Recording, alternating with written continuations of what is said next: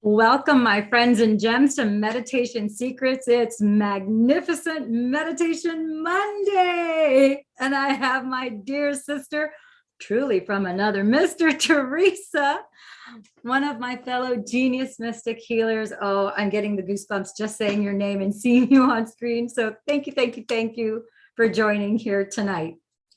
I miss you. And it's sunset, as you can see. I'm just noticing, I'm like, oh, how cool. It's shining through my window. That's actually Pacific Coast Highway right there. It's actually the beach on that side. And over here is the Huntington Harbor. So it's the first time on a broadcast I actually see the sunset through the window. So I'm amusing myself noticing that. So I'm excited. So well, we're going to start here in just a few minutes. We've got, I think, a few people that texted saying they're going to jump on, but we're going to go ahead and get started. I'm going to start off this broadcast a little bit differently than I normally have. And let me do a brief little screen share so that you see some of the questions. Let me make sure, yeah, that you can see the questions and so forth that different people have submitted. Happy Meditation Monday. We are going to be doing a guided meditation after we go through the different questions. I want to make sure that, we respond to what people have either private messaged me or put in the group. So that's the point of having the Meditation Secrets class. And on a sidebar, yay, our first super warm day of summer, even though it's not officially summer yet, but we had 85 degrees today, which is 10 degrees warmer than yesterday. That's a significant change. So yay for that. So I'm going to start off this particular broadcast. I want to share with you this voice message that I got. And this is at the, here we go. We've got Master Clint Baggett, my brother from another mother, another genius mystic healer. It's a truly an X-Men Genius Mystic Healer reunion tonight. So welcome, my dear brother Clint. I'm so glad to see your happy face on the broadcast. Hey, how's it going? It is going marvelous and getting more magnificent by the second. As you can see, we got Teresa here and now you. How can it get any better than that? We'll just have to wait and see, won't we? We will indeed. Well, let's see here. I see somebody put something in the chat. I'm going to check real quick. Thank you, Teresa. Yes, this is nice. So I'm going to start off this broadcast. I want to share this voice message because this is at the heart. This is something that thematically has been coming up quite a bit, not just with our Meditation Secrets group, with our Intuition Manifesto group, with my private clients, with people who reach out to me, however they might find me on any social media platform. And it is something that I think I sound like a scratch record, and I do not mind talking about it every single day because I think it's so important, and it has to do with the breath. So listen along. If you guys would please let me know, let me put a thumbs up in the video screen so that I can see that you're hearing it fine. I'm going to play this. Let me know if you can hear it. Thank you so much, my dear. I will try that right now. And I totally know what you're saying because through doing the formula, I have learned to dive into Theta a lot quicker, though I think sometimes I'm trying too hard. So I'm going to try and feel the space more rather than forcing myself to feel it. And I'll do the 20 breath. I'll let you know how I go. Oh my gosh, dear. I just tried it and it was amazing. And I actually kept on going for maybe like 50 breath. Wow, I realized that you can actually get into that theta state without having a guided meditation. That's so incredible because I've always wondered what people do if they don't have Dr. Joe's work with them. So, wow, we can just use this method anytime we need. And you don't even need to take a Panadol. This is amazing. I fully understand why it's called brain coherence and heart. And, you get there through the breathing and feeling. It's funny because I have a tattoo on my left hand from 15 years ago that says breathe. And now it can serve as a really good reminder of how I can access this technique anytime I need to. Thank you so much. Wow, I'm just amazed. I will definitely leave a comment on your channels. One thing that I would like to know is, if you can help me, is if we do actually get headache symptoms from too much meditation, or maybe it's just me trying too hard the previous days. Yeah, because I don't know if that means I should back off a little bit, or it could just be like a detoxing symptom. Thank you so much. Okay, so there you heard her ask her questions, and what I told her was to do 25 as slow as you can, long, deep breaths where you're fully inhaling as much as you can, and then you hold as long as you can. And then I like to do counting so that I can measure that I'm either holding longer, that I'm inhaling more oxygen, exhaling more or less oxygen, holding again. And so one of the questions she had was, should she back off of meditation because she gets headaches? This is a very common thing, as we know, in meditation, that people sometimes get headaches because what happens is you're trying too hard. And she said it. She didn't know. Her first instinct was, am I trying too hard, or is it that I'm detoxing? So let's clarify this. Number one, having a headache is a symptom of an imbalance in your body. That's the first thing your brain does. It's like a red flag, and it's going, something is wrong, something's out of balance. So it creates a headache. Number two, that could be a sign of detox. But notice in her particular case, her intuition was right on. It told her, maybe I'm trying too hard, or it's a sign of detox. So in her case, it's a sign of her trying too hard. A lot of us, when we're doing meditations, we hold our breath until we turn purple and then we let go. Or you're trying to push, because, you know, Dr. Joe does tell us to push as you're focusing your energy, and you go to your first energy center and you focus on each energy center, 1, 2, 3, 4, 5, 6, 7, 8.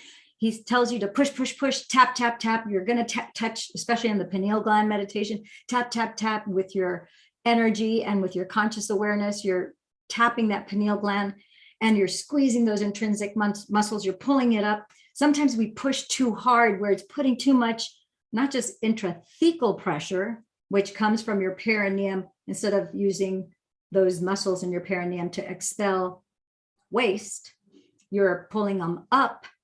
And so if you push too hard, then you're putting too much pressure inside your head. You're trying too hard. It's supposed to be a tap, tap, tap, not a like blow your brains out type of thing. So how do I know?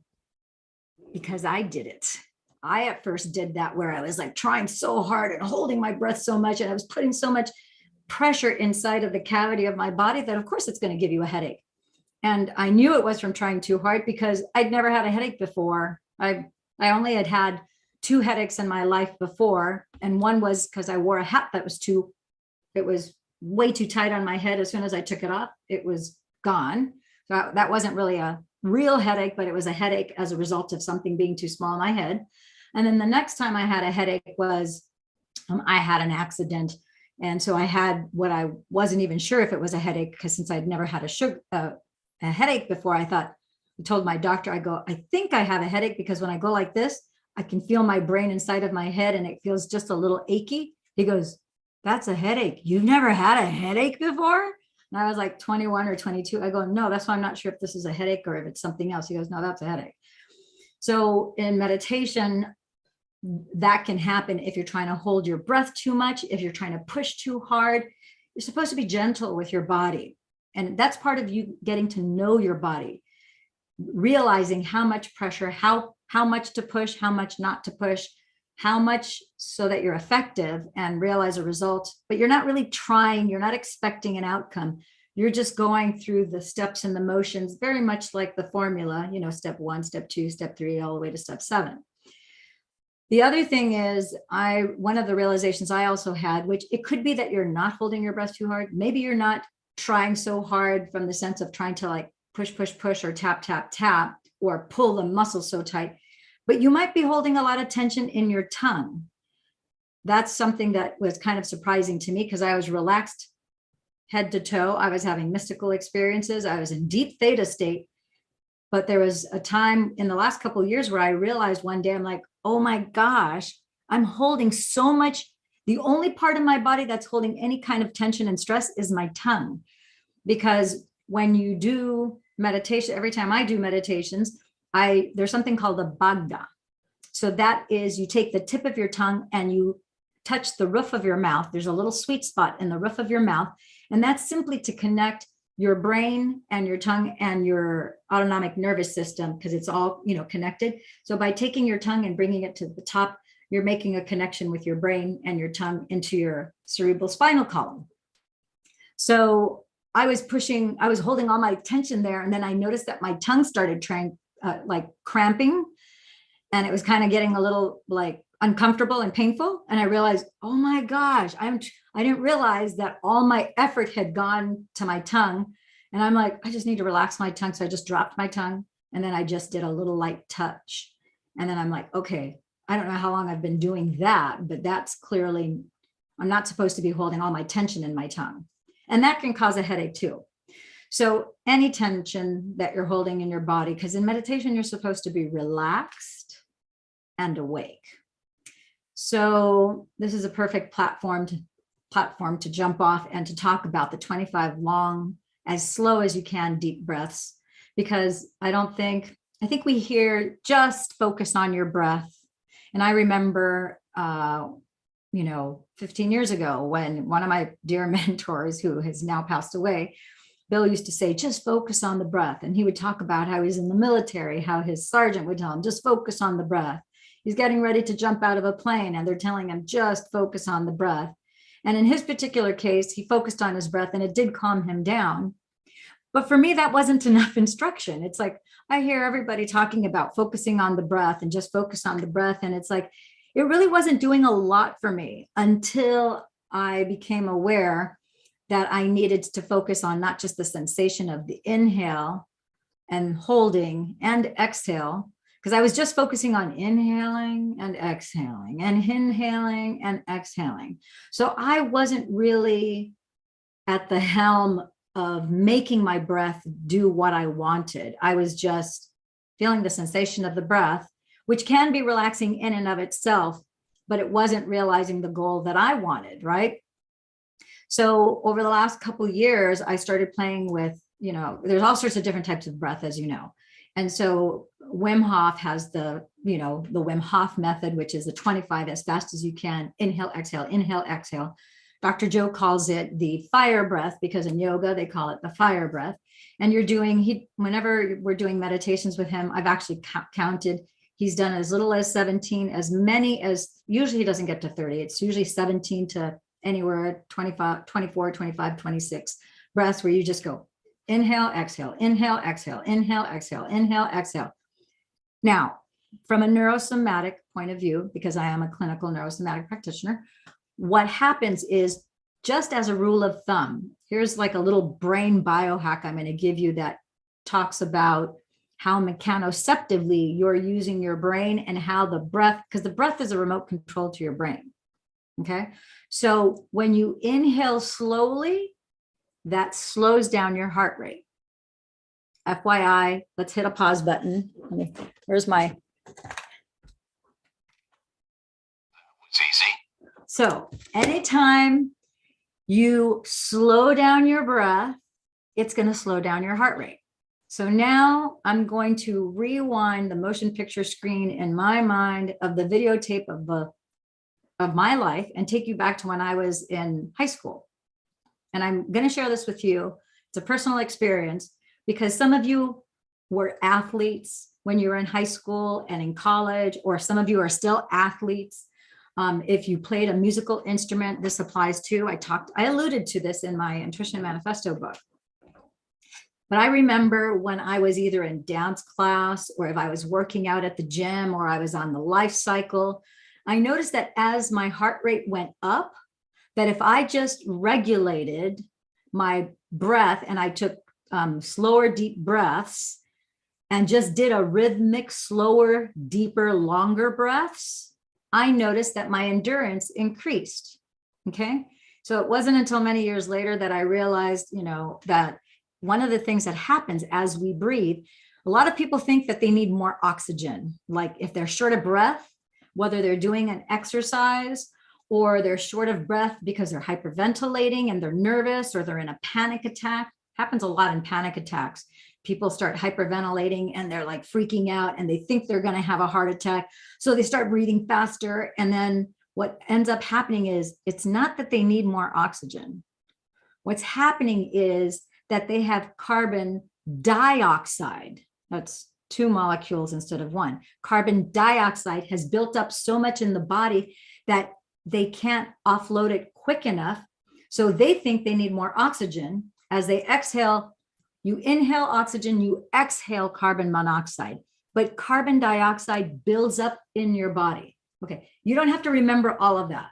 I'm just explaining this to you so that you can ascribe a meaning to what it is that is happening to your body biochemically when you take something as simple as 25, as slow as you can, long inhales, filling those lungs up as much as you can with oxygen, and then holding it for as long as you can until you feel the urge to take an exhale. And then as slowly as you can, you're controlling it and exhaling as slowly as you can.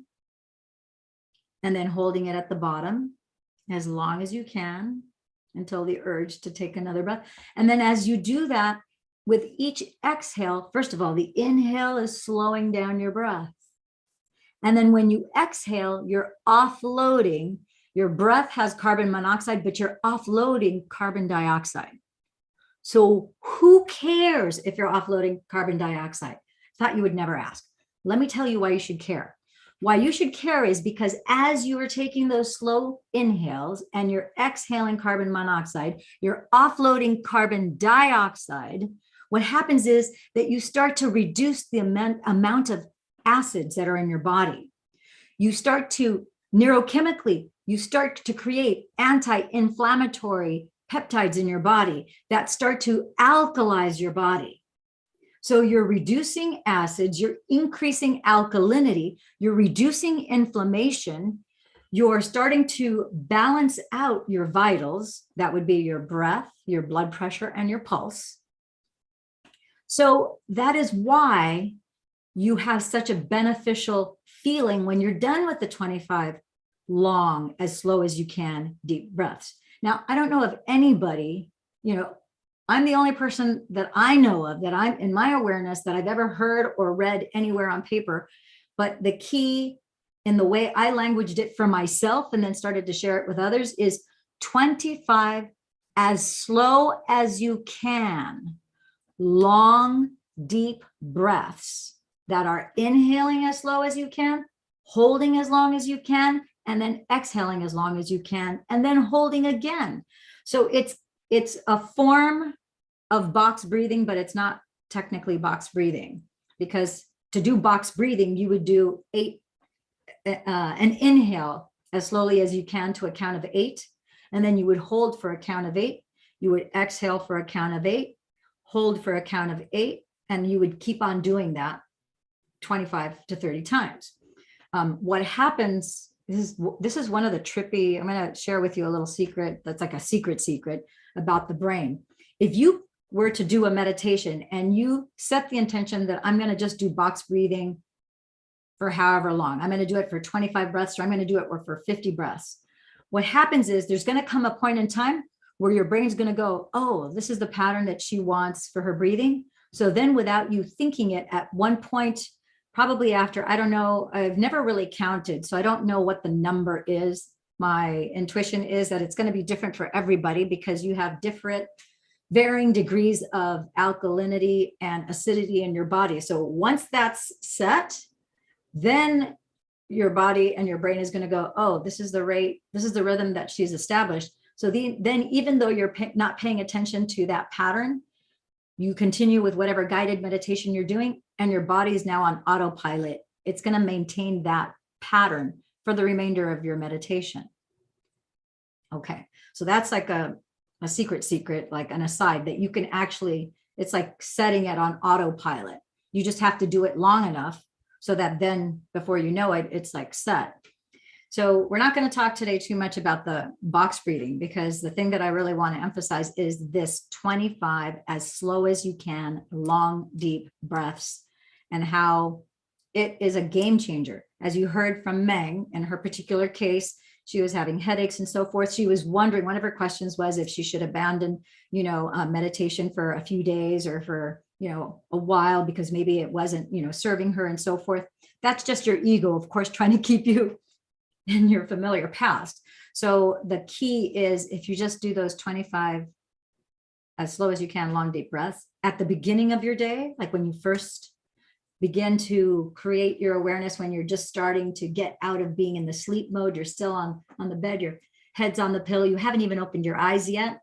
And I'm just telling you, this is what I do. Okay. And I prescribe to people who are my private clients, whether they're in ICU, PICU, pediatric intensive care, or if they're outside of that, but they're dealing with whatever kind of medical condition.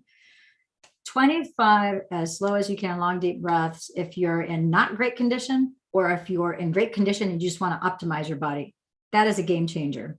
I start off with that, and then I jump into the PSMO. And as you know, the PSMO is the opposite of the 25 as slow as you can, long, deep breaths, because when you do the physiological size, you're doing, that's 2 quick physiological inhales followed by a long exhale. That's a long sigh. So you're doing quick after you did these 25 slow. They're serving 2 different purposes. Okay. So that's what I wanted to bring to your attention about the 25 long, as slow as you can, deep breaths. I don't know if anybody has any questions about that right now or any comments about it, but that's one of the key things that I wanted to bring up as we kick off today. I'm just noticing this is the wrong date. Okay. So moving on to the next thing, in talking about the breathing, as we know, whatever it is you focus on, you have your free will. So only you can choose, only you can direct, only you can select to use your conscious awareness however you choose to, either what you don't want or what you do want. It's your choice. So life is kind of like a metaphor of your bike rides. So for any of you who have ridden a bike, for any of you who have taught a child to ride a bike, this was so poignant when wasn't with my son, it was with my daughter, because I didn't get to teach my son how to ride his bike. Perfection's not required to do this, guys. So anyhow, so my father-in-law taught my son to ride his bike. So my daughter, when it was time to teach her how to ride a bike, I had the wonderful opportunity to teach her how to ride a bike. And it was very interesting because we're on our street. We had a few cars parked on the right, a few cars parked on the left. And she's one of those very cautious, very careful kids. Everything has to be like perfect. And so I'll never forget, we put her on her bike and she's got her little training wheels and I'm like right here and I'm holding her handlebars and I'm holding her bike. And I'm like, okay, here we go. We're moving forward. And as she's riding, I'm noticing that, she's looking down, of course, which I'm telling her, you have to look up, you have to focus at the end of the street. Because it's way too short-sighted for you to be looking down at the ground. You need to be looking up. So she's like, okay, trying to hold on and kind of doing this number, right? And she was a little concerned about the cars on the right or the left. And I'm like, you don't need to worry about that. There's plenty of room for them to park on either side, for cars to come this way, cars to go that way. If a car's coming, I'll get you off the street. You don't need to worry about that. I got your back. So we start riding. And as we're riding, I'm just starting to let go of the handlebar and assure her, because she can't see from behind. I'm like, I'm still holding the back of your bike, even though you have training wheels. So I'm assuring her that she still has that safety and that protection. And then she's like, okay. And then I start to let go of it just ever so slightly. And then I notice that her head starts to go this way. She's worried about crashing into the cars that are on her left. So because she's not keeping her eye on her target, which is to get it to the end of the street, her focus now went to that car. Where do you think the front of her bike went? it went to the car. So she started to go and crash into the car. To which point, I was right next to her. So I allowed her to get close enough to the car so that she would see that it was only because her focus changed from going to the end of the street. It went to that car and worried about that car hitting her that's parked. That's the only reason why her vehicle then took her there, because that was her focus and her attention. So it took 2 or 3 times, because she's like, okay. And it's like, she would start off fine. And then before you know it, she would go like this, and then she'd look like this. And then of course her bike would follow, because that's where her attention was.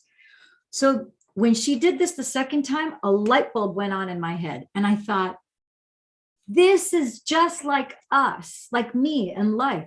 When I focus on what it is that I want, I ultimately get there. If I'm running a race, anybody who's raced, if you go horseback riding and you're racing a horse, if you waste time looking back, you inadvertently, unconsciously pull the reins on your horse, you slow down. So guess what? Whoever was like right on your shoulder, now they're going to pass you up.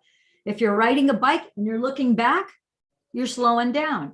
If you're slowing down to look at your competitor, to look at what's going on, off to the sides, and you don't keep your eye on that focus, and you're worried about X, Y, Z. One thing is to be aware of your surroundings, but if you're wasting time looking back, or looking at the obstacles instead of your goal, because you can see an obstacle on your road moving ahead of you. You could see a pothole, and because you're paying attention and you're not looking back, you'll see that with enough time, and you'll just simply go around it and you won't miss a beat.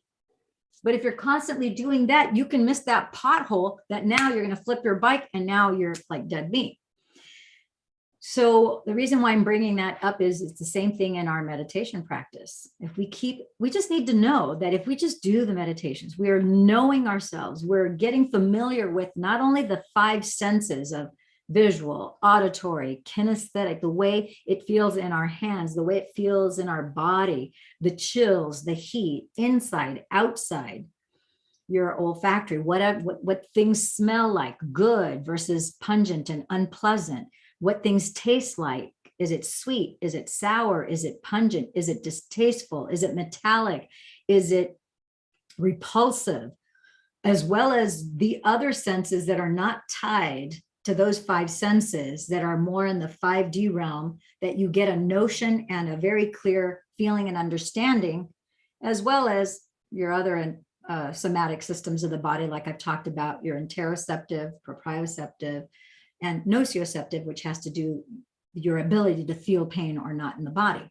As you become aware of those things, then you could start to distinguish, what is this feeling trying to communicate to me? And as we talked about last week, when you ask a more effective question, instead of what am I doing wrong, as to what am I doing right? How much better can it get? It's like I'm noticing a bad, is this food poisoning, or is this bad feeling in my gut, my intuition trying to tell me, pay attention, this is not good for you, there's danger. This would be if you could proceed with caution. It's like, there's a reason why you're having this bad gut feeling. When you ask, what is it trying to tell me? And as you continue in a conversation, you keep having that bad gut feeling. That's your intuition saying, emergency, alert, do not proceed, might not be prudent to go down this road. You might dodge a bullet if you stop now. You might want to bow out of this meeting. You might want to pass up on this opportunity. You fill in the blank. It's part of your meditative practice to, that's knowing yourself. You're like, okay, oh, interesting. As soon as I said, well, let's table this conversation for another time. Let's table this conversation. Let me sleep on this and get back to you. And then all of a sudden the pain goes away. That's your body saying, phew, you paid attention. So now you're like, okay. So for you, your solar plexus, your interoceptive system is really, it's sensitive and it's finely tuned. And you can use that like a thermometer, or like a fair weather indicator, or as a GPS to let you know, oh, I have a really good gut feeling, or, ooh, this is kind of painful. Why? I was perfectly fine. And I just shook hands with this person and boom, I had that piercing feeling And my gut, well, your body is letting you know there's an incongruence between your autonomic nervous system and theirs. There's something that is not pleasing to your ANS and so your body is just letting you know, it's like fine that you meet whoever you meet, but maybe you may not want to invite them over for dinner and make them your best friend is all I'm saying. Maybe you might want to, test a little bit more, or you may just, there's going to come a point where you're going to have enough of that happen where you're going to know, you're like, oh, I already know that feeling means no. And then with somebody else, you might be talking to them and you get the chills up and down. You get this vibrational feeling and energy just flowing, or maybe you feel like your heart is just opening. Your autonomic nervous system is saying, this person's safe, this is good, proceed, this is a green light as opposed to a red light. There's no alarms. It's just letting you know, this feels fantastic. It resonates with me. You are in harmony. You are in synchrony. And so, it's just a matter of knowing yourself and learning how to decipher and how to read how your body is really working for you and not against you. Okay. So let's go on to the first person who we have listed here today. This is Shanna. It's either Shanna or Shana. And her question is, any thoughts on deja vu during meditation? We could probably do an entire meditation secrets just having to do with the dream, just the dreamscape world, because dreaming incorporates lucid dreaming, astral projections, and it also, I'm going to call it dimensional travel, because we do dimensionally travel in our sleep state. There's so much that is revealed to us in the sleep state. So when you're having a deja vu during a meditation, because in meditation we go into alpha, delta, theta, and oftentimes when you have a biological upgrade and you have that DMT going off in your brain, you take off to, eons and eons of dimensions that nobody has any idea. I don't know how anybody could ever measure that, but we know we're like gone, right? And sometimes in those experiences I just had one earlier this week, which I was like, this is really trippy, because it was a dimensional travel, but it was also like an astral projection, but I had deja vu right in the middle of it. So it's interesting that this girl is asking about the deja vu meditation. I believe my sense of knowingness is that when you have deja vu in a meditation, it's trying to give you a signal. It's like a calibration. It's a calibration letting you know that something that you've asked about, something that you're inquiring about, something that you're seeking in your 3D state of awareness is being brought to you in that meditation, which is in 5D. So pay attention to the feeling of deja vu. That means that you're re-experiencing something again. So it could be that you've experienced it in a different dimension, a different lifetime, because in 5D, everything exists all at the same time. So just think about, okay, what is it that I've been wondering about? What questions have I been asking myself? What questions have I been seeking to get guidance on? What are the things on my wish list that I'm targeting, And so as you start to uncover that, it'll be pretty clear to you. If it's not clear to you in the moment that you ask that, you can just write down, okay, these are my areas of either concern or my targets that I've been asking for the last several days or the last several weeks. So write them down and then walk away from it and just say, okay, I know that I turned it over. These are the things that are my concern. And now, wouldn't it be nice if I had clarity on what the connection is between that deja vu and these things that I'm trying to manifest and that I'm in the process of creating. And then you just walk away from it knowing that it'll pop into your experience. And then sometimes as soon as you let it go, it pops in, or you walk away, get a glass of water, go to the bathroom. While you go to the bathroom, it pops up and you become aware. It can happen at any time. It doesn't really matter. The thing is, it'll literally bop up into your conscious awareness unexpectedly. And you'll know the minute it pops up, you'll go, oh, wait a minute. You'll have a realization. Now pay attention to the word realization. When you realize something, you're making something real. So that's another level of manifestation for you. So that's evidence that whatever it is that you were looking to create or to manifest, it's one step closer because of that realization, that awareness, that expansion that has taken place inside you and outside of you. Okay. So I would say always focus on your breath, focus on your state control, which when you do breath work, any kind of breath work, it automatically will affect your state. Go ahead, Clint, you have a question? Yeah, hey Lillian. I was just thinking there about the deja vu thing. It's something I've thought a little bit about, and I don't really know how everyone experiences deja vu, so I don't know. But I hear what you're saying, and it kind of lines up with what I was thinking. And it had occurred to me that, is deja vu potentially you coming into a moment where you reach a vibrational alignment that you have previously experienced. So even the events could be different. Maybe your thoughts and manifestation or meditation or what, you know what I mean? Like you come back through that moment, something that makes you kind of experience that vibrational. And that's why that thought in that moment feels so much like a memory versus an actual occurrence memory, right? Because you've been there in that vibrational thought pattern kind of state. And to your point, I mean, if I hadn't really thought about that, but if you're experiencing the deja vu during meditation, then perhaps you are calibrating to that. And as you keep continuing to calibrate and coming back into that calibration, maybe it is very likely that you would experience, some level of deja vu. I don't know, but that was just my thinking there on that. I appreciate your breakdown of that. Yeah, you're welcome. And yeah, I think that exactly what you're saying is like right on the money. I think it is a calibration. And I think that as you're creating, because we oftentimes go into meditation and there is no expectation. We're just doing the practice. Nothing may happen. I shouldn't say nothing happens, because always something happens. We may not recall, or we may not think anything happened. We may think that maybe we didn't feel or sense or know anything, but there's a whole lot going on, even if we're not aware of it. So just to clarify that aspect. But the reality is, it's like you're making progress in creating whatever it is that you're creating. So that deja vu, that feeling that you already, it's like, wait a minute, I already experienced this.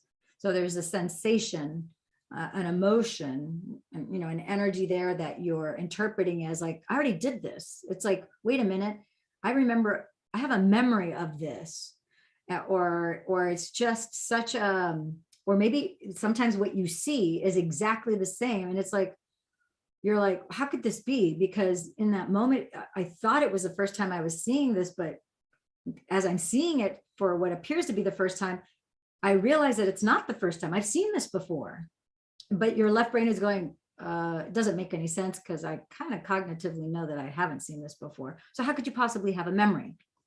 So I don't know. I haven't really studied a lot about the physics, and I'm sure that there's probably studies, about the physics of deja vu.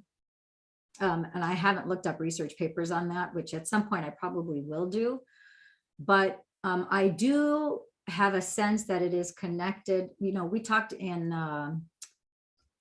in my Intuition Manifesto Masterclass, we talked about the 4 levels of memory. Now I'm going to talk, and most people think just about memory as in what you have stored in your brain and that's it.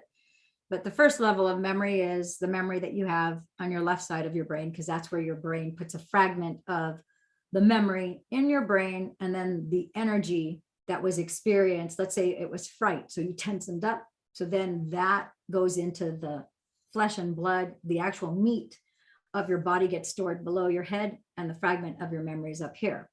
So you have the muscle memory, which we just discussed. You have cellular memory, and then you have water memory.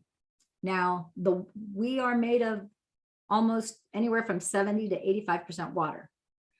So everybody at this point, we're very much aware that we can program water. We program, it's been done for quite some time. There's the teachings of Dr. Emoto Masaru from Japan, who had, frozen water, and he put, whether it was spoken, whether it was thought, whether it was written down, he put words like love, hate, swastika, anger, fear, etc. Bottom line is that things like love, joy, ecstasy created beautiful crystalline patterns when he looked at the frozen water under a microscope, beautiful snowflake crystals. When he had things like anger, fear, hatred, resentment, the symbol of a swastika or a satanic pentagram. The water was all jumbled, dirty. There was no symmetry. It was actually disgusting, the water under the microscope. It was so radically different from the high vibrational frequencies of the other highly sacred geometry that was present in the crystallized water. So we know that our bodies are 70 to 85% water. So why am I bringing so much attention to the water thing? Is because our brains have a great content of water. Again, the entire body, your blood, your muscles. Every time you exhale, people aren't aware, but when you exhale, you're actually, there's a certain amount of water that you exhale. And when you inhale, there's a certain amount of water that you take in through your breath as well. And that all of that water is programmed, whether you like it or not, it is. Depending to the degree that you have good positive thoughts in your body will be the degree to which that water is programmed at whatever that vibrational frequency is. So if you're in a fight or flight response, then all of your cells from the water memory, starting with the water, then to the cells, etc., then to the flesh and blood, then to the, your left parietal brain, it's all being programmed with, let's say, fight or flight or fear, as opposed to love, joy, calmness, serenity, certainty, clarity, and so forth. So I think there is a connection between the deja vu. We know about ancestral memories, and that's tied to the water that's passed down from you, from your mother, without getting too medical or too technical, but it has to do, you have a greater influence coming from your mother's mitochondrial DNA and your cells. It's stronger coming from your mother's simply because you were in her womb. So the water that's in her body is nourishing you the entire time that you're, gestating during her pregnancy with you. And she inherited the water programming from her mother. And it goes on and on and on. And so it's the water in essence is being recycled and passed down from one body to another body, to another body, to another body. And that's why that's part of the connection that you have, not just through your autonomic nervous system, but also through your cellular memory and the water memory. So that's a big rabbit hole that we could go down, but I just want to bring an awareness to that, because that's right off the bat. That's without getting into the other levels of the memory, but just the first 4 basic memory levels are like right there. Your brain, your flesh and blood, your muscle memory, your cellular memory, and then your water memory. So, and I think we've talked about in Meditation Secrets how you can actually program your water. We also talk about that in at greater length in the Intuition Manifesto Master classes. Does that make sense? Do you have any questions about that? Okay, good. I'm not going to review the formula again. I like to bring this up in case people come in and haven't watched the Meditation Secrets series from the beginning. It's just right here. You can take a screenshot of it as you're watching this right now. It's just written here so that you have it easy peasy and all, very clearly spelled out. The next person is DOS. So DOS asked, this is sometimes we get this question, and DOS is asking, is it worth buying the heart math monitor? Well, I'm going to say that depends. I don't own a heart math monitor.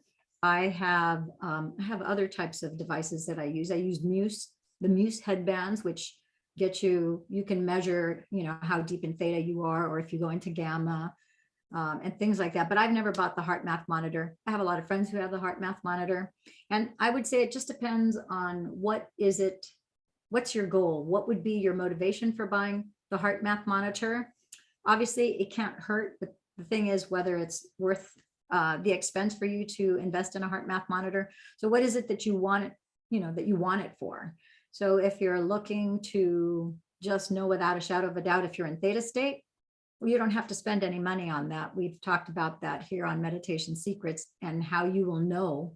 I even have a video before we started the Meditation Secrets class that told you what to look for in your body sensations so that you'll know without a shadow of a doubt that you're in theta. Now, and second of all, the easiest neurosomatic brain hack to get yourself into theta state is after you start to breathe slowly, to slow down your breath, slow down your heart rate and your brain waves, As soon as you close your eyes and then you just take your eyes, and as your eyelids are closed, you just look up into your eyelids. That's like a lever because your eyes are connected to your brain. So as soon as you go like that, it's like a switch that you've turned on to go, you literally go from alpha, boom, you're in theta state. And if you pay attention to how your body feels, sometimes you'll feel a shift. Again, at the end of this video, at the end of most of the meditation secrets video, I have how to get into theta state. You can watch that video. It goes into it much more depth. So to answer you, bottom line answer, I'm going to put it depends based on what I just shared with you. I hope that makes sense. I did put the next person was anonymous, and they said, have any of you manifested money? Oh, I forgot to bring upstairs. I was going to show you guys. So yeah, I've been manifesting money lately, which is kind of funny, I think, because it's been very unexpected. So I've manifested money. I don't know if either of you have manifested money. Clint says yes. Why don't you share with us how you manifested money? I want to hear how you manifested money. You mean like the process or what it was that, yeah, you know, so, how did money manifest? What did that look like? You know, when I started kind of really digging into the manifestation process, I started with Dr. Joe's techniques. He draws the symbol, but as I've studied this, I found that a lot of manifestation techniques are fairly simple, right? A simple or similar. You want to really define and get clear on what you want, and then either visualize that, or you can create a symbol or some kind of thought that represents that. And then while holding that thought, you want to feel and experience the emotions of it, right? So for me, I was I was kind of like, okay, I'm trying this. I don't even know what I want to manifest, but so I wrote down some stuff, and I wanted to be able to go hiking, backpacking, camping, and I wanted to go to remote locations where I could, really get out off road, right? And so I just wrote down the kind of vehicle that I would like to have, right? And so I found those feelings, and then through, my grid work, through doing that every day, I just kept practicing those feelings over and over. What does it feel like? What does freedom feel like? What does fun feel like? What does adventure feel like? All those things, right? So I'd really just get myself psyched up into that emotion. And sure enough, it was, when we say manifest, it's not about like you walk in a room and all of a sudden there's a stack of cash that suddenly appeared, right? Like it has channels that it comes through, and these channels just kind of opened up unexpectedly. And there I was with exactly enough money to buy like my dream, like camping outroad vehicle. I got a Toyota 4Runner. I love it. It does everything I want, takes me everywhere I want to go. It's always dirty because I'm always out driving it in the mountains on the weekends and stuff like that. So, yeah, I have. And I think, maybe for me, what made that a little bit easier is I was thinking about an experience and something adjacent to money, right? Because I know that like for a long time, like if I kind of thought about money, like, oh, I need money, I'd have problems. And it reminds me of that last question you just asked. Someone said, is it worth buying such and such? And you said it really good. Your answer was fantastic. But what I think about is I've learned to check myself. If I feel like I need something, then I back off from it, right? You know what I mean? Like, because if I know that I will enjoy something, I will love something, it would be a blessing, it would be really good, then those are all feelings that I can have on top of satisfaction and appreciation and gratitude. And that creates, I think, the right kind of stack to draw the manifestations to us that we want. But as soon as it seems like, for me at least, when I flip to the word need, like I I bring myself right out of that place, because I'm like, oh, because we get conditional, right? I need this condition to do this. And that the whole purpose of manifestation is to get unconditional and feel the result beyond the condition, so that result beyond the condition is what you're drawing. And then the conditions just have to line up to that feeling that you have. Yeah. So what you said is so brilliant, Clint. The fact that you tied how when you feel that you need something, that is directly linked to conditional, that's a huge attachment. When you are conditioned, like you're not going to be happy because you need fill in the blank, that's a condition that has to be fulfilled. Well, the universe doesn't respond to your need. It's like, if you are saying you need, okay, well, let's give her a greater feeling of needing more money then. that really wasn't your intention, but that's the vibration that you put out. That's where your primary focus. I really need this money to manifest. And so, oh, you want to manifest the need of more money? Here you go. So then you're not going to get the money because you're conditioned to only be happy and satisfied when that need is felt. And it's like, it's not that's the wrong anchoring. So I love the fact that you recognize, if I need this, I've got to hit the pause button. I got to go, boom. No, That's easy. yeah, I need to put a pause button and go, okay, that was easy. I'm trying too hard. You're not supposed to be trying, because you don't want more feelings of trying. That's another condition. Needing, Yeah. trying. So And you know, and I'd say too, like, I know it's real. I have definitely in my positions in my life been in situations where the need is real. Like, you know what I mean? Like, I really, you know, for whatever, to pay bills, to do whatever it is. It's not about trying to lie to yourself and say that you don't need something. It's about giving yourself the space to let that need stop that incoherent frequency in your brain, right? And like you said, you do the long, slow breaths, or, you know, one thing that I love a breath was the 4-7-8s, 4 in through the nose, hold for 7, and then out for 8, right? Because it does same kind of thing, right? You're slowing your rate down, and then really you're just giving yourself a break. Think of that. This is what I used to do, is like, you know what? I deserve 15 minutes of not feeling need. So I'm going to stop thinking about money. I'm going to stop thinking about all this stuff. And I'm going to go to, you know, what is it that I think I really need? What do I want? I want to feel safe. I want to feel secure. I want to feel calm. I want to feel serenity. I want to feel peace. I want to feel happy. You know what I mean? And just go into those words and find in that place and give yourself a little space. If nothing else, it will feel good for 15 minutes while you do this, right?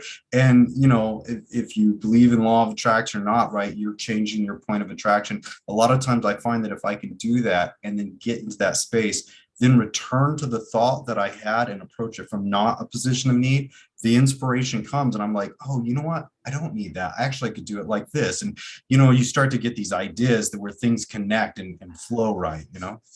yeah, I absolutely love that. And I would be remiss if I didn't point out the incredible tool that we have, because as you guys may or may not know, we had a client who was, for 5 weeks, he showed us how to do a written meditation. And you can just say, if you feel that you're needing something really bad, let's say it's money, or you need a job, whatever it is, if you just take out a piece of paper or a 3x5 card and just decide, okay, I'm going to write 9 words that are going to pivot me. I'm going to do the grid work. You can just watch, you can see it here on the YouTube channel, the grid work, mind programming. And you literally just sit down and it's like, okay, you know, I don't want to feel this need. I don't want to feel this energy, like conditional energy suck. So it's like, what do I want to feel? I want to feel relaxed. I want to feel happy. I want to feel satisfied. I want to feel fun. I want to feel joy. Write it down, because writing it down is not only a meditative process, but it's actually a second level manifestation. You thought it, and now you brought it into 3D, and now you're rewiring your brain to see that. And it's going back in, it's like a recycle loop. And so now you gave yourself permission to, I'm just going to take 5 minutes and I'm just going to write 9 words, 3, 3, and 3, a little mini grid here. And I'm going to allow myself to feel that fun, that calm, that joy, that relaxation, that clarity, that satisfaction, that joy because I received the money. That you get to pick the 9 words. I don't want to be the one to pick it, but like I said, just watch one of those videos and you will get the hang of this. You could be waiting at a doctor's office. You could be waiting for a friend that you're supposed to meet for coffee or for dinner. And you could just have a little 3x5 card or a little pad of paper in your purse or your wallet, maybe a little Post-it you know, you can write 9 words on a little Post-it like this. Just take a few. This is a gift for you. This is for you, for no one else but you. And so you just write, okay, I'm just going to write 9, 3 words, 3 words, and 3 words, and just allow yourself to feel the sensation and the emotion, the vibration that's attached with each one of those words, and then let it go. Just let it go. That's it. Yeah. You know, and one thing I love about that too is, you know, we know that any thought you have, if it triggers, and most thinking triggers some form of emotion. So, if you can find the emotion of what you want, the feeling of it, the sensation in your body, that physical feeling, feeling sensation, if you can find that and you can feel it or focus on it until you feel it for just a moment, then in that moment, whatever you want is absolutely possible, and you have proof because you just got yourself there. And if you keep getting yourself there over and over, any thought or feeling we practice repeatedly becomes an attitude. Any attitude we hold and maintain and nourish becomes a belief, and anything we believe has a really strong tendency to come true for us, right? So, and that can be, and typically a lot of times the conditions that are hold us back, that's just a negative belief. It's a belief that we can't. So in that moment that you feel that thing, you prove to yourself you can. And that's, if you can do it once, you can do it again and again and again and again and again until you find exactly what you're looking for. Yeah, and part of it is learning to be in the receiving mode, to receive that vibrational frequency. You set that intention, that's what your focus is, and then you have to be willing to receive it. So just in this last week, a couple things. So I had my bike stolen, which that doesn't feel good when your bike is stolen, but it was stolen. And it's like a $2,000 bike. I was like, darn. Long story short, believe it or not, I manifested, and the thing is, the bike was over $2,000 because I bought, accessories and so forth for it. So it's interesting how the universe works. Not only did I get an unexpected $2,000 check, but when I went to go replace the bike, it turned out that they had a special offer where they took $300 off, and they also let you pick 3 accessories that were worth anywhere from $79 to $89 a piece. So it ended up being like $1,900 instead of the $2,000. So I basically was no money out of pocket, was able to replace my bike. So that was one money manifestation. And then it was so odd, so weird. Us girls, we go, Teresa can relate because we go get our manicures, right? Every few weeks we go and we get our manicures. And so I went and got my manicure. I went ahead and, went to the front desk to pay my bill. And lo and behold, as soon as I paid my bill, the lady, the manager of the of Happy Nails said to me, "Oh, by the way, here, I want to give this to you." So when I looked at it, it was a $25 gift certificate. And I'm like, oh my gosh. So I just paid $35, with tip for my nail fill. And now I'm getting a $25 gift certificate for no apparent reason. I'm like, oh my gosh, how much better can it get? Notice how I'm asking how much better can it get? So I don't want to go on and on, but I had 2 other money manifestations. This is all in the last 7 days. So I just got my bike last Sunday. This gift certificate thing happened a week ago, Saturday. And I had 2 other things where literally a total stranger, this guy literally put a $100 bill in my hand on Friday night. I was like, oh my gosh, this is crazy. So, I really believe that, like you were saying, Clint, as you raise your vibration and you start trusting and knowing, instead of going, oh, it's not going to happen for me, it only happens for other people, because that's not true. That's an actual lie. Your ego is wanting to keep you in that familiar experience, which is what most people do experience, that. But you don't want to experience what most people in that realm are experiencing. You want what, 1, 2, or 3% of the population is experiencing, which feels way better. And if it's possible for us, I mean, trust me, all 3 of us that are on here, we've had, and I'm going to be politically incorrect, and some people might get offended, but this is not meant to be offensive, but we've all had shitty experiences. We've had things that have gone so bad. Some people who've experienced similar things are not here because they decided, you know what, I'm out of here. I'm just going to finish this and gone. I mean, Clint has had the horrors as a former veteran. Well, he's a veteran, but just what he's seen in the military, what he's seen in his life experience personally. Oh my gosh. A lot of people say, you know what, that's it, I'm checking out. Teresa too, you see her with this gorgeous long brown hair. My friend and Jem not too long ago was as bald as my knee. did not have a hair left on her head, talking about another incredible, not just survivor. These guys are not just survivors, they're thrivers. So we've had beyond shitty stuff happen, and we could have allowed that setback to keep us in the hole and to sink us and finish us. Or we decided, you know what? I don't care how bad this is. Some way, somehow, I'm going to figure this out. I'm going to heal. I'm going to get better. This has got to take a turn. I don't want, I'm not going to be asking how much worse can this get, because that's infinite. So it's like, there's got to be a better way. And you know what? There is a better way. And it doesn't, our ego wants to make us think, oh, if I'm 31 years old now, it took me 31 years to get to this shitty place. It'll take another 31 years for me to get out of this hole. No, not true. You could be out, literally. You're 6 inches away from getting out. And you're going to go, get out of town. That's a bold-faced lie. No, that's a bold-faced truth. You're 6 inches away from getting out. It's because it has to do with the 6 inches that you have in between this left ear and your right ear.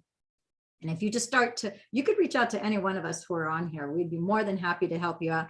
We'd be more than happy to do a voicemail message with you. We'd be more than happy to respond in a private message or on a public forum on Facebook. That's what we're here for. But the reality is, you can go through hell and you can get out. And in the day that you decide that you want to get out, you're like, okay, none of this makes sense. We didn't say it was going to make sense.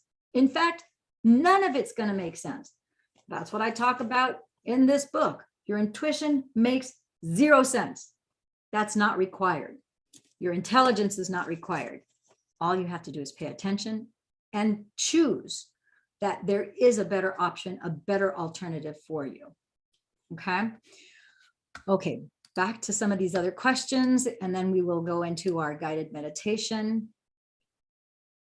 So yes, and heck yes, we've manifested money. So Rana or Raina Z, Rana, not sure how you pronounce her name, but it's one or the other. And it says, do you feel really the energy around your body? So I'm going to say yes. And I don't always feel the energy. More often than not, I will feel like I get very hot, and I might be followed by very cold. But sometimes I don't feel anything at all. And I just feel a profound sense of satisfaction and calmness and serenity. Clint, you want to say something about that? Because I know you have. No, I'm so sorry. But like when you had the screen share up, it wasn't showing, but that's fine. You got the question right. Do you feel energy around the body? So I just wanted to let you know that if you're wanting to share, it was, but no, please continue. Okay, cool. Yeah, so it's interesting because in the research that, at the Dr. Joe events, there's anywhere from, I think the smallest group I've been is 1,300. I think the largest event that I've attended is about 1,800 people. I think the largest event that I'm aware of that he's done was in Turkey, and that was 2,200 people. So inside that group, there's a group of individuals who are actually, like Clint was one of the test subjects as well.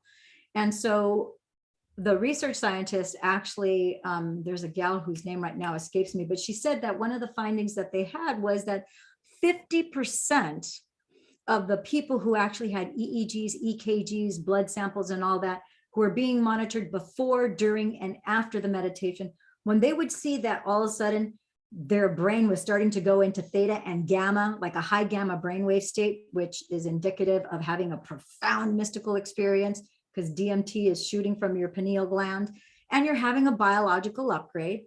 Your EEGs are anywhere from 100 to as high as 400 points off the charts, which typically we see 1, 2, 3, 4, maybe if you're lucky, a 5 points. And now we're talking hundreds of points above the average. And so 50% of them felt nothing. They're like, oh, what do you mean? No, I was, some of the responders were saying, I wasn't even sure if I was meditating right. I wasn't sure if I was doing the breath right. I wasn't even sure if I was in heart and brain coherence. I was just feeling very relaxed. And yet they were showing all this activity, and they were quite literally having a biological upgrade. And then the proof is in the pudding that then they showed that whatever condition it was that they had in their body was healed. So you may feel a radical, awesome thing in your body, or you may feel just calm. They're both fine. Everybody's body responds in a different way. And don't, be accepting and allow your body. If you feel like crying, some people cry uncontrollably. Some people, speak and say all sorts of different sounds, or some people yell, some people have moans and groans. I will say, just from my personal experience, from the private clients that I've had, and what I know about how the brain and how the body reacts and responds mechanoceptively, one of the reasons why people yell and people will have what we call them ab reactions. They're, an abnormal reaction for the amount of stimulus that is apparent in that moment, is that to the degree that you have unresolved trauma in your body is to the degree to which that energy has to be released. So if you have not cried, and I was guilty of this for a couple of decades, I refused to cry. I was suppressing, repressing. Anytime I had the urge or the feeling like I wanted to cry, I went from one extreme as a child where I would cry at any little thing because I was so sensitive. If you would have looked at me like cross-eyed, I would be offended and I would burst out in tears. And then I would feel bad if I made somebody else feel uncomfortable because I was shedding tears. So I learned to suppress it. And I was also admonished, it was not okay to cry unless I was in physical pain. So I learned to repress those emotions. And then as a young adult, for like 20 years, I would not allow myself to cry. It was not okay to cry in the presence of even my best friend or another girl. I would not allow myself to cry in front of anybody. And so I had a lot of years of repressed feelings of crying and an emotional trauma that was literally lodged and tension in my body. And so guess what? When I went to, even though I meditated for years before, a lot of those tears didn't eke out during those meditations. Even in my early 40s, when I was giving myself permission to cry while I was meditating in my room by myself, and I would say, okay, I'm going to give myself permission to cry, I was stuck. My heart was closed. I didn't know that I did not have heart and brain coherence, but I could not cry. So fast forward to the Dr. Joe event, that entire 7-day week-long event, I cried at every single meditation. I was a sopping mess. I cried and cried and cried. For a year after the first week long, I've been to now 6 week-long events plus advanced follow-ups. And for that first year, every time I cried, every time I meditated, I would cry. It wasn't always the ugly cry.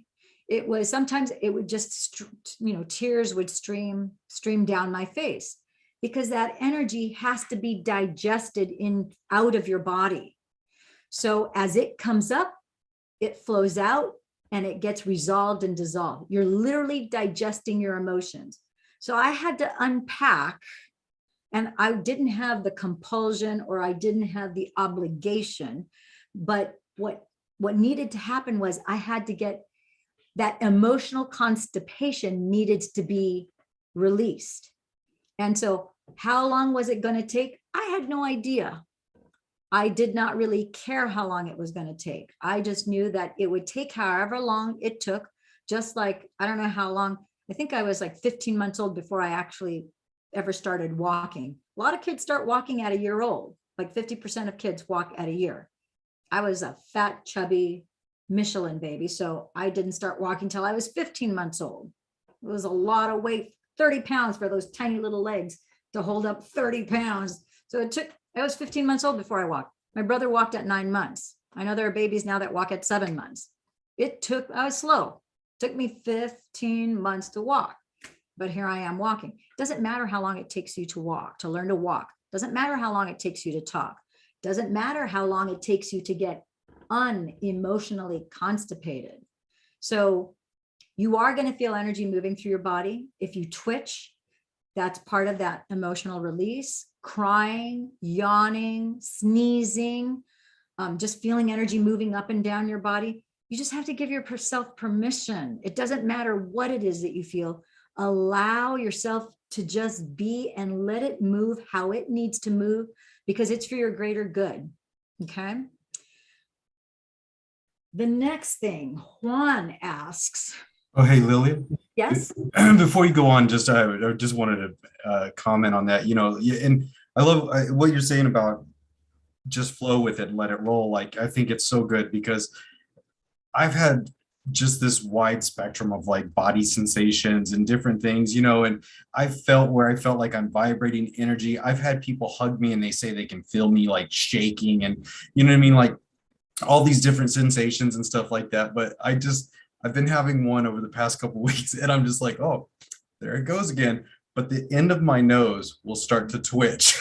And I'm just like, I'll be there in meditation and I'll just really just, getting into this meditation, feeling really uplifted. And all of a sudden I could just feel my nose just start to wiggle. And I'm like, what is that?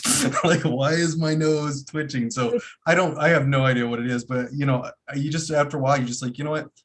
It's my body doing something, reacting some way. I'm in a really happy place. So it is what it is, right? So that's funny that you had the twitching. I've had where I feel like a buzzing sensation, which is a really weird feeling because it is like, because it's right at the tip of your nose. And it's like, why is that buzzing? That seems so unnatural. It makes sense for my head to buzz, makes sense for my heart to buzz, makes sense for my first energy center to buzz. It doesn't make sense for the tip of your nose to buzz, but it's like, bzz. I'm like, it feels so weird. Doesn't matter. Just notice it, let it be. Sometimes I think part of it, it's definitely energy being digested through your body, but it's also, I think, because it's your nose, it's like, pay attention. This is a truth that's happening to you right now. So just pay attention to that. And I just smile anytime I have weird sensations. Like, I don't have so often, but I have had in the past where all of a sudden you feel like you have 1,000 needles all over your body. That's a really weird feeling too, because it's not just that prickly sensation that you have when a leg falls asleep and it wakes back up and you just have it in a leg. Well, imagine that throughout your entire body. It's a bizarre feeling. It's like, even your tongue has the pricklies, your eyes, it's like, whoa, it's energy moving. It's a good sign. Anytime energy is moving, that's a good sign. Agreed. Okay, so awesome. So next question. So we talked about focusing. Okay, do you feel energy around the body? What do they mean to focus on the breath? I think we kind of addressed this already with the previous one. To focus on the breath is to focus on the feeling and whatever it is that you're sensing as you inhale, holding, and exhale. So I won't go. Teresa, did you have something? I think she had her hand up, Lillian. Did she? Yeah. Go ahead, Teresa. Oh, it's okay. It's just been yawning lately. The yawning and it interrupts my breath work, because let's say I'm starting to do the meditation and then I start to do the breath work and then I just start yawning and it totally messes up my meditation. I don't know how to get rid of that. Okay, so you don't want to get rid of it, because every time you yawn, that's an energy shift. So that's a specific energy shift that's going on in your body. So it's your brain's ego that's trying to say that it's an interruption. So might you be able to change the interpretation of a yawn, and instead of it being an interrupter to your meditation, might you be able to reframe it and think, oh, good job, energy shift, I'm progressing. Oh, okay. I like that better. And I still can't see your screen, by the way, just throwing that out there. Okay. It says it has started to share the screen. Oh, now I can see it. So let's see if it said pause. Why does it say paused? Why is it doing that? Okay, we'll try one more time. Here we go. Share. It says your screen sharing is paused. I don't know why it says pause, resume. I click the resume share button. I don't know why it's not. Hold and shift to select multiple windows. No, I just want the one window. maybe if I do this one, will it work? Is that working? Yeah, it says you're. Now it's working. I can see that. Yeah. Yeah. Okay, good. So, okay, so we talked about the yawning. And anytime you have anything negative like that, that has to do with interrupting your meditation, just recognize that's your ego. It's because your ego knows that it can't be an obvious thing like anger or an obvious trigger. It has to be, that's pretty sneaky that your ego is trying to tell you, oh, that's interrupting your meditation practice. It really isn't, but your ego will lie to you and tell you whatever it needs to just to keep you from, or just to annoy you, so that you stay in vibration of annoyance instead of recognizing what truly is happening, which in your case, you're actually making big strides, because every time you're yawning, that's an energy shift. That's not an energy shift downward, that's an energy shift upward. So it's actually a really good thing. So that's pretty awesome. So congrats on those energy shifts. I love that. So it says here, Kim asks, are the emotions always a record of the past? I would have to say not always. I think sometimes they are. Oftentimes your emotions are energy and motion that are in real time reflecting back to you a certain biofeedback that you need to know in that present moment. Now, if you feel that that emotion that you're experiencing reminds you of a fight that you had with your ex, or maybe the way your mother used to punish you, or maybe your father would talk down to you a certain way, or maybe it wasn't any of those. Maybe it's a certain teacher. Every time you would ask a question, maybe she would hit you on the head. I know that would be child abuse now, but in the old days, that was back when dinosaurs were our pets instead of dogs. That could, that happened. And so maybe, somebody just putting their hand on your head triggers you to have that sensation in the now. It has nothing to do with the person that's in front of you now, but because that math teacher, every time you would ask a question and she was ill-equipped, she was an adult having a temper tantrum, she would go hit you on the head like that. Well, of course, it's going to take you to that past. So that is a record of the past. It's just been being triggered by a similar circumstance that's pulling up that same emotion. So only you will be able to know if that emotion is tied to the past, or if it's just a true reading of something that's going on here in real time. So I would just ask the question, is this tied to the now or something in my past? Set it and forget it. Just ask it, maybe write it down, and then set it down on your coffee table or your nightstand, knowing that in the next 24 hours, it's going to pop up and you'll know. And don't worry about it, because you can't be too attached. Part of the key to all of this is being in an allowing state. And your brain has a record of every thought, feeling, emotion, or experience you've ever had from the moment of conception until this very moment. So you don't have to worry about it. The answers are all there for you. It'll bubble up and it'll reveal to you what you need to know. So this. And while you typed it out, Lillian, if I may, just from the point of like PTSD, right? So I believe our past can have memories associated. And when we, just like you were saying, when we enter something that feels familiar to those memories, it triggers everything in our brain that's kind of connected to that emotional center, right? So if you have a past memory that makes you really angry and you feel angry right now, you will feel those memories from the past will come up. But I think that you can definitely go back and do some work to basically disengage those emotions from the memory. This was part of my recovery in PTSD, and I worked with a professional. His name was Dan Jarvis from 22-0. Wonderful guy. It helps use some NLP techniques to basically what they're doing is lowering the emotional response connected to the specific memories, right? So they're softening it. You're basically unwiring the bomb, right? You're disabling the trigger, right? So, you can go back and release that memory. You can even replace it with memories of learning, wisdom, advice, understanding that you're now a survivor and that you can move forward. And you know what I mean? So you can take those memories that are back there and change them. So,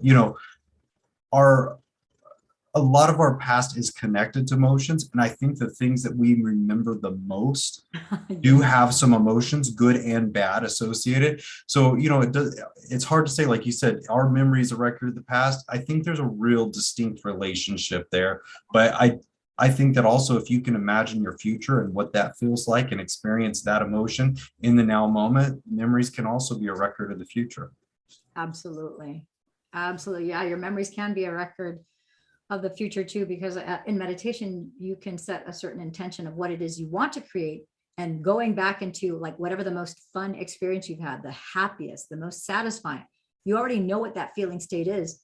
So now, to make sure that the future looks better than what your past has been, you can bring that memory of that joy, the funny, the fun, bring that and project it to the future with the parameters that you want in your future. And you can create that in 5D. And now your body has, you basically are conditioning the body to that new mind thought, and it has to catch up to that. And that's how you get yourself out of a bad situation into a good situation in a pretty quick amount of time. It doesn't take years. It's relatively quick and not as painless as you would think. It is, I think sometimes people associate the change and transformation with a lot of pain. Like, listen up. You've paid the price of pain.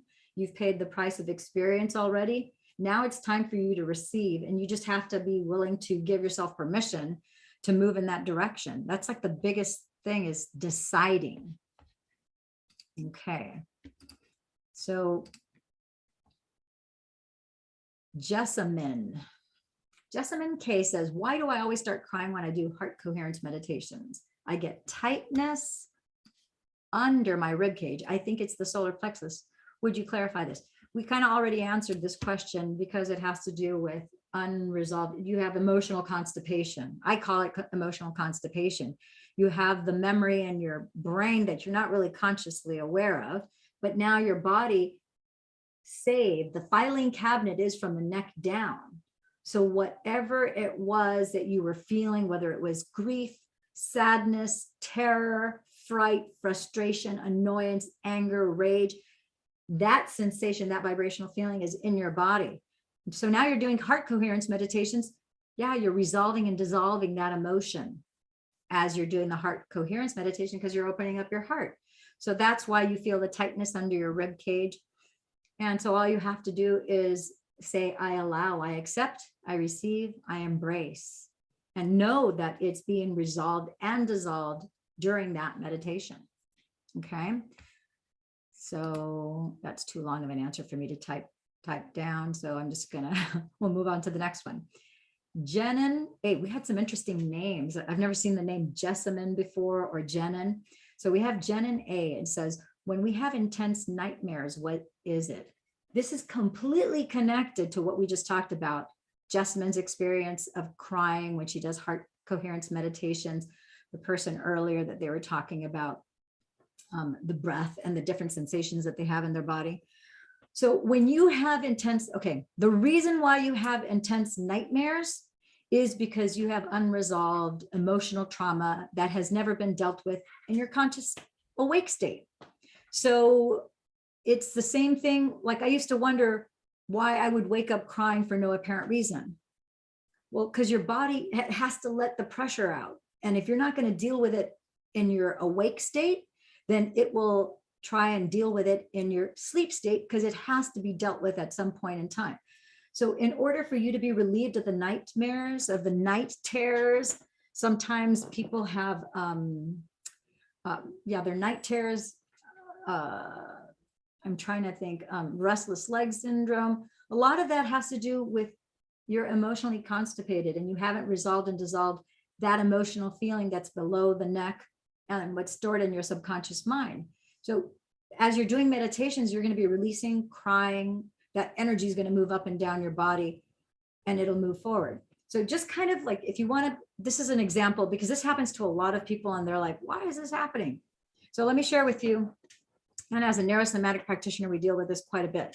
So you maybe you never get into fights with your spouse, and maybe 10 years ago, you had a big blowout, argument with your spouse. Maybe you've been married for 5 years, and that was like the first time, you know, you had an argument and it was so bad that one of you picked up and left and didn't say anything to the other one. You just knew that it was a big blowout.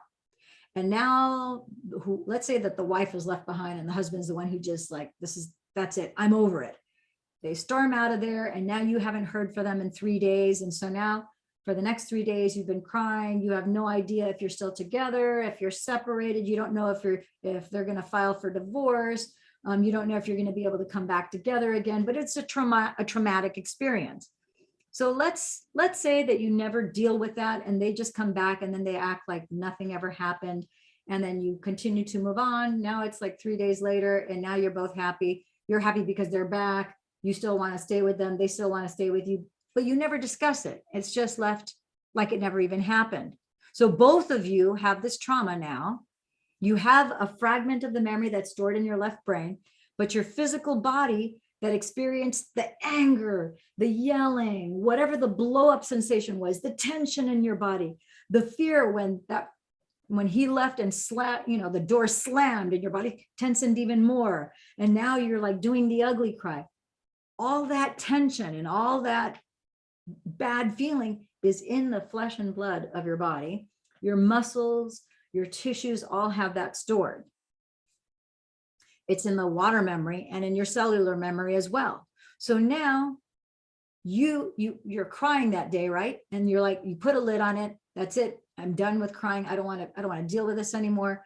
So you're like, you're suppressing it. And now you go to sleep. 3 days go by. You've been in this tent, walking the tightrope, no calls, no text messages, no phone messages, nothing. It's crickets. 4th day, they finally show up. You're like, oh, thank goodness they're back. They're not saying anything. They got a big smile like nothing happened. You put a big smile like nothing happened. Both of you are in denial. Denial is not just a river in Egypt, but that day, the denial is right between both of you and you're both drowning in denial and you don't know it. It doesn't matter. Now, you guys never talk about it. And guess what? You start having nightmares of all sorts of weird things that don't make any sense, but you have, night frights. You wake up at 2, 3, 4 in the morning, usually between 2 and 4 in the morning. You'll wake up for no apparent reason, crying uncontrollably, sobbing, weeping. Maybe you wake up and you're petrified. That's because the monster of this energy has never been digested by you or by them. So you're both suffering with this. It's a form of PTSD, make no mistakes. And so to the degree that you're willing to say, hey, either we need to talk about this, we need to resolve this, to the degree that if you had the PSMO method, you could individually do the PSMO method. And I would say do the PSMO method and then have a discussion about it because you don't want to recreate that in the future. The PSMO will resolve and dissolve it in 3 minutes. But the bottom line is the body, it's a coping mechanism. So it's trying to get rid of the energy through a nightmare to relieve and dissolve the energy physically in your body. And your subconscious is trying to digest it. And it's trying to figure out a way to have it bubble up and surface it out. And it's the same thing as having a balloon that's filled up with the maximum amount of air. And it's like, if you were to push in a little bit more air in it, it would pop. So what does the body do in order to resolve and manage it to a certain degree? Can't completely manage it unless you're conscious of it. So it lets out a little bit of air, little bit of air. Now it can take a little bit more pressure, whatever your pressure is at work, your pressure is with the kids, your pressure is with your spouse, your pressure is with your stock portfolio, whatever. You can take a little bit more pressure. So you're going to keep on having those nightmares because that's like, you have this really super tight balloon. It's letting out some of the pressure so that you can put more air in there and you're able to withstand a certain amount of pressure without having a big blowout. Now, what does a big blowout look like? Because it happens. That's where people go postal. People go and they take their car, they ram it into another car. Or some guy is standing in line, a guy looks at him crossways and he puts his fist on his face. Or he walks into the post office with a gun and shoots everybody or whatever. Cancel, all of that. It's somebody who just blows their top off and they're out of control because not enough of the air was let out. that tension wasn't let out enough. They didn't have the tools to manage that emotional constipation. The pressure and the energy had to go elsewhere. None of us want to go. That's an intense, that's a major ab reaction, unfortunately. So now that you know, that's what a nightmare is trying to tell you. It's like you have some unresolved thoughts, feelings, and emotions that need to be cleared. And so if you just pay attention to the type, what else in your life, frightens you to death? What is it that really is disturbing? Because nightmares, some of them are frightening, some of them are disturbing, some of them make you really angry. Okay, that is a metaphor, whatever your nightmare was. Like, where else do you have that similar sensation? With whom or with what circumstance, in what place? If you pay attention to that, then that will help you connect the dots. Okay. My gosh, I can't believe it's already, I don't know how to get that. Somebody's trying to call me on Facebook. So I don't know how to turn that off. Hopefully that's off. I don't know if you guys have any other questions about that. We have 2 more questions. It's already 9:30. So I think it's best if we just table these till next week. So Kim E and Sabine, actually, you know what? I think I can answer these in the next 2 or 3 minutes each. This is, okay. So Kimmy says, what's the best way to overcome the environment? The fastest way to affect your physiology and your psychology and your biology is through state control. It's through the breath. In 3 minutes, PSMO. You're going to, the first thing the PSMO does, it's going to sedate your hippocampus. So your fight or flight response automatically is turned off and you're calm. You're going to wipe out the negative thoughts, feelings, and emotions, linking your right and left hemispheres of your brain. And then you're going to do a lymphatic flush, circulate all the lymph in your system and the electrolytes and the electrons, and your light literally goes up, which is what's going to energy boost you. And it also produces, it immediately dissolves brain fog and increases your heightened feeling of awareness. PSMO, 3 minutes, that's it. So it's linked at the end of this video. Sabine, I'm going through a breakup and I can no longer meditate. Your ego is successfully lying to you and making you buy into the belief that you can no longer meditate. So you say here, I start crying and can't concentrate. You're crying. Yes, you have to dissolve. You have to digest that emotion. So it's a cleansing and it's a pressure release. So that's good that you're crying. And you can't concentrate.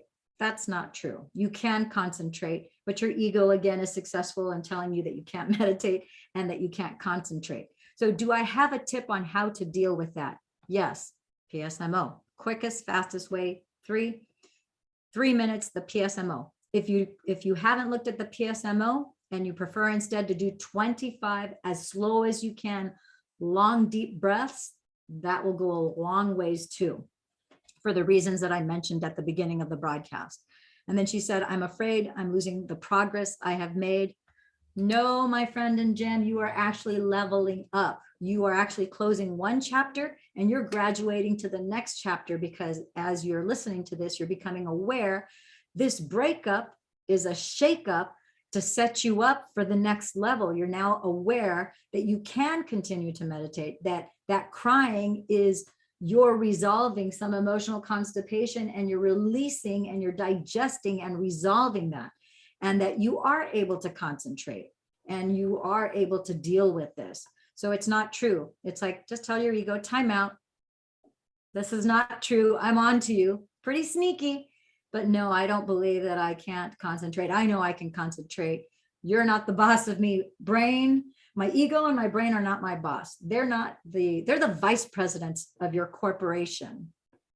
You're the chairman of the board, and those 2 co-chairmen that were ruling the roost, driving the crazy train of pain, they've been demoted now to coach. They're co-vice presidents. They're not even co-chairs anymore. You're the chairman of the board. You tell them what to do. Ego, time out, brain, do as you say. And now you're leveling up, Sabine. So congratulations. As of today, this is graduation day for you.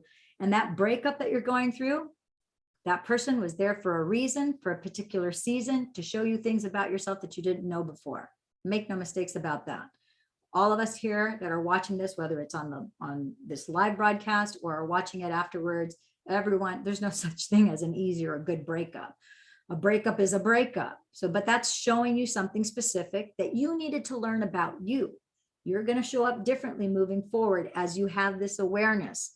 And as I'm saying these words, you're recognizing and you're realizing certain things. You're understanding things that are true deep down inside your core, in a place that you know, Sabine, just as you know that you're a girl, that no one has to come with a DNA test and say, oh, by the way, here we have genetic proof that you're a girl. You don't need that. You already know you're a girl, right?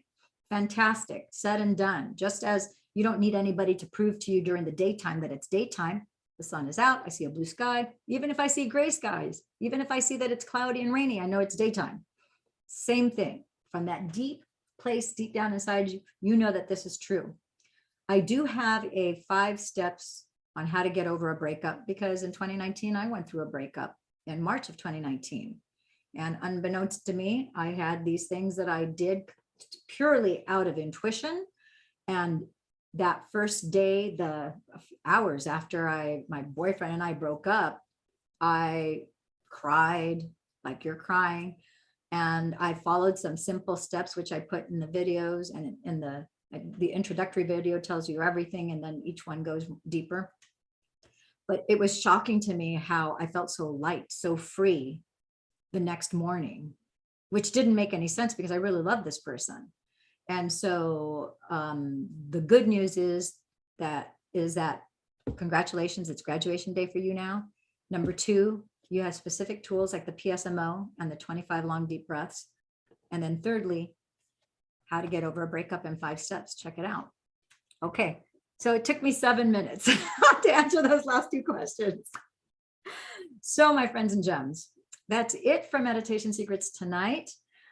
Clint, I want to give you the floor, and Teresa, also you too, if you guys, my friends and gems, want to say anything to our viewers, because you are co-creators here with me on this broadcast and you have profound wisdom. So if you want to say anything, I want to give you an opportunity to share yourselves with our world. Absolutely. I mean, I love your questions, love your answers. I love hanging out here with you and watching you go through this. I think it's really fantastic. I think what you said, you know, and a lot of understanding and compassion to anyone going through hard times and a breakup and emotional thing. I think, you know, be kind to yourself. It's okay. It's okay to hurt. It's okay to miss something. It's okay to understand loss. It's okay to have all this stuff. All of our negative emotions, right? All those things that we feel, they're all teaching us. And I think you nailed it, right? You can't lose the progress. What you're going through is the progress. And that's not going to feel that way sometimes in those situations.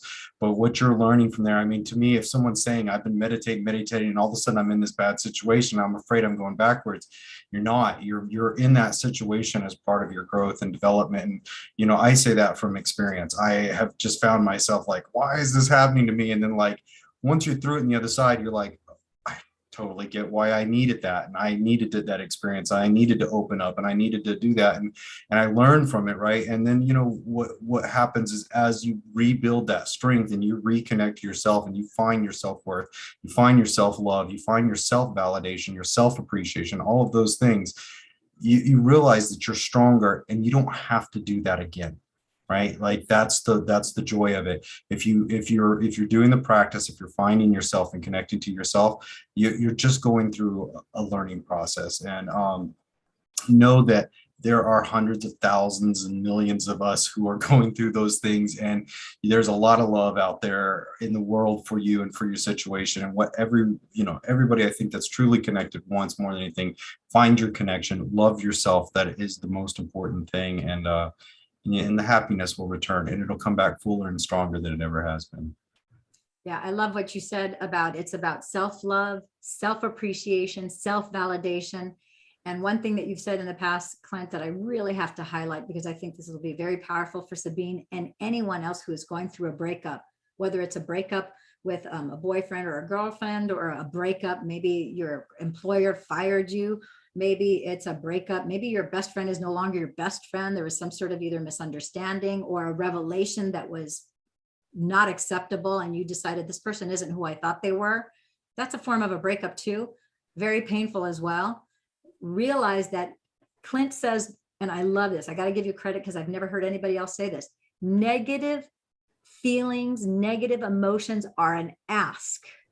When you have that feeling of betrayal, you have that feeling of sadness, of grief, of loss, that means if you're sad, you want to be happy.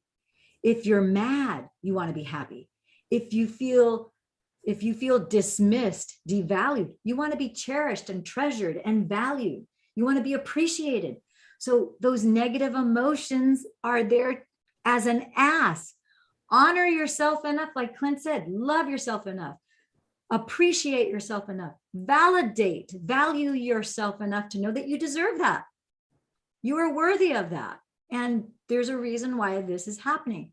And sometimes things need to be taken apart. They need to be broken apart so that the new you can be rebuilt at a much higher level.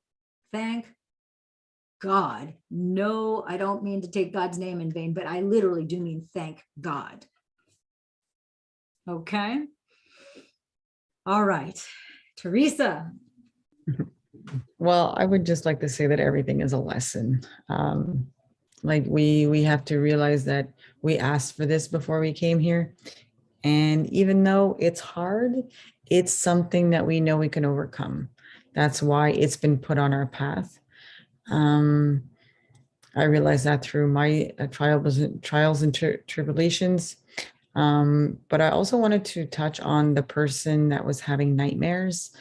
I don't know what type of nightmares this person is having, but for me, because I went through a really hard relationship and I started having nightmares once I left because I was afraid that he would come and get us.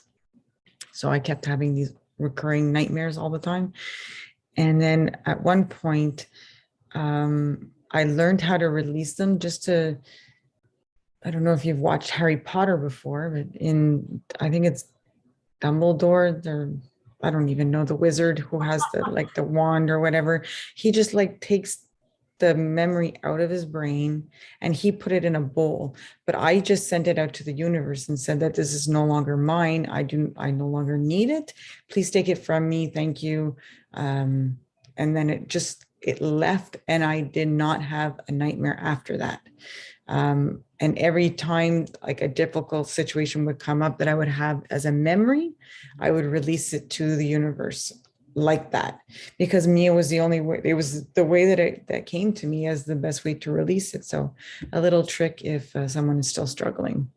Yeah. So I love that. And I love the fact that Teresa, you actually went and you pulled it out. That's actually part of, it's a neurosomatic aspect, because you're actually using your hands and you're literally pulling something out of the side of your brain where it's no longer serving you and you're literally throwing it away.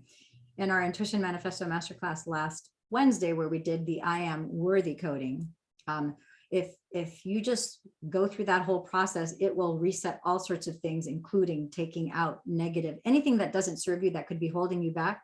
Nightmares, by definition, are holding you back because it's an unresolved emotion. You just watch that, but there's some of the principles of taking out and putting it into a vault. I want to get into the nitty-gritty details of it, but it's similar like that, where you're literally taking out what doesn't serve you and you're putting it back into the past, where it's like you have a memory of it, but there's no charge. So it doesn't take energy away from you any longer. Now it's wisdom, it's knowledge, which is far better than being traumatized by an old memory. Okay. All right, my friends and gems, thank you for tuning in, tapping in, turning on to another episode of Meditation Secrets. And next Monday, we'll see you again. Remember that your heart is the most powerful, the most resilient organ in the body, far more electromagnetic than the brain is. And I just want you to be aware of that and to love yourself enough to know that you deserve this and so much more. And we will see you next Monday. And until then, ciao for now. Bye, everyone.